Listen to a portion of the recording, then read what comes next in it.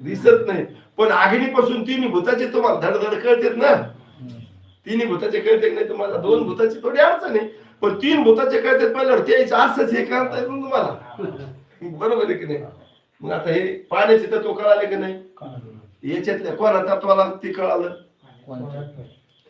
कोण्या तत्वाला एकूण एकाच कळत नाही, ज्याची त्याचही कळत नाही, ज्या भूताचे तत्व आहे त्यालाही कळत नाही.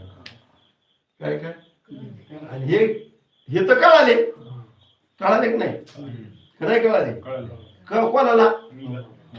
हा मग आता शरीराला कळाले का, हे शरीराची तत्व सांगणं चालले, म्हणून त्याला कळत नाही. कारण न कळणं हे शरीराचे धर्म आहे आणि कळणं हे तुमचे धर्म आहे. ध्यानात कोणाचे, आत्म्याचे. कळणं म्हटलं की कुणीकडे लावायचं, जसं कपाळ म्हटलं की इथं लावायचं बोट, कपाळ